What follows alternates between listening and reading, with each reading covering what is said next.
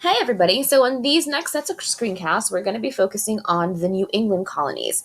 So on a side note, if you haven't looked at the Southern Colony screencasts, and those should be the first sets of screencasts you should look over in order for all of this to kind of make sense, because we're going to be referencing back and forth every once in a while. So with that out of the way, um, the first thing that we're going to focus on, just like we did in the South, we looked at Jamestown being the first settlement in the Southern colonies. Here in New England, the first earliest settlement in the New England colonies, right, was Plymouth. And in order to kind of understand how that came about, we also need to have clear some vocabulary and some terms as we refer to different groups of people, right? The Puritans were a Protestant group, right? They were originally protesters of the Catholic Church. And they really wanted to purify, right? They wanted to purify the Anglican Church, which was the Church of England. When England split away from the Pope and Catholicism, right, under Henry VIII, they created the Church of England, or what was known as the Anglican Church. So the Puritans wanted to purify the Anglican Church. The Separatists were a group that actually wanted to separate from the Anglican Church. So that's the difference between the two. Puritans, they wanted changes or reforms within the Anglican Church. Separatists wanted to fully just break away from the Church of England and kind of create their own church. And these separatists eventually fled England to the Netherlands, where they were able to establish a colony for themselves and kind of practice freely their religion. Now, they were okay there because they were free and they were able to practice their religion, but they also were fearful that their children growing up in the Netherlands were going to lose their English traditions, and they didn't want them to lose their British traditions. So instead, they created a joint stock company and were given permission to settle in Virginia and create their own colony there. So that's when these group of separatists then had the Mayflower, right? And they sailed out over to the Americas. They referred to themselves as pilgrims. That's where we get the word from, because they sought themselves out as on a pilgrimage, right? A pilgrimage is a journey that you take to some kind of sacred land. For them, this was a journey that they were taken to this new promised land where they were now able to practice their religion freely. So that's where we get the term pilgrim from. They kind of referred to themselves as pilgrims on this journey to this new area. Now, what happened was when these settlers came over, they landed actually further north than they expected. They didn't land in Virginia, they ended up further north. So the charter that they had originally had to create this colony was no longer valid because they were no longer in Virginia.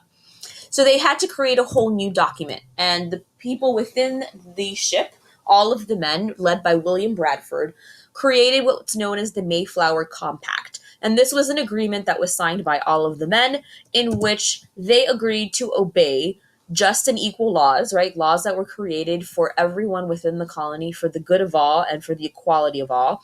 And they were all created for the general good of the colony, right? That was the basis of the Mayflower Compact. They all signed this agreement. And so they disembarked their ship onto what today we refer to as Plymouth Rock as part of Massachusetts in 1620. Now, for the pilgrims living now here in Plymouth, it was very difficult. The first winter, half of those pilgrims died from cold and starvation. They were unfamiliar with the territory. They didn't really know what types of crops to plant that would work, how to fertilize the soil. They weren't equipped for this long, harsh winters in the Northeast. So it was very difficult for them. Some Native Americans, mostly Samoset and Squanto, right? They were from the nearby Wampanoag tribe.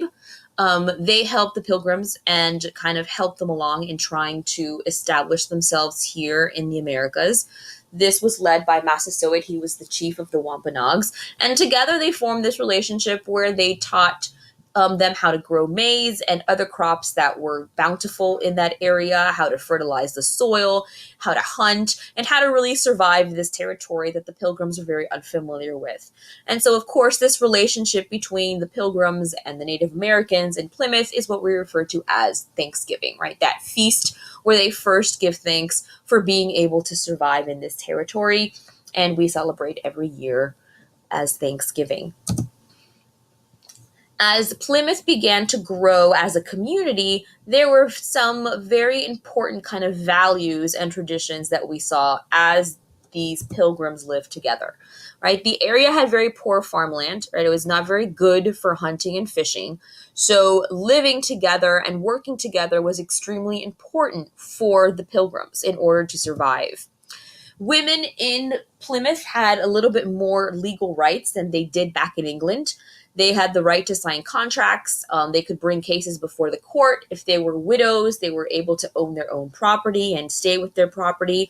So they had a little bit more of a legal rights within the Americas than they did back in England. Families were extremely important in the Pilgrim community. These were the centers of religious life for the children, is where they learned religion, where they were taken care of in healthcare, right? Moms would be the ones who would take care of any kind of healthcare problems. And just for the overall community of learning the values and the morals within the Pilgrim community all started within the family. So the family unit was extremely important. They taught their children to read. They thought it was very important to have some kind of education and to be able to read because, of course, that meant that they were able to read the Bible, and religion was extremely important for the Pilgrims. They also had indentured servants, and they also offered some education to their indentured servants. So education was just overall thought of as a very important thing for everybody. So these were some kind of very common types of values that we saw throughout the establishment of the Pilgrim community.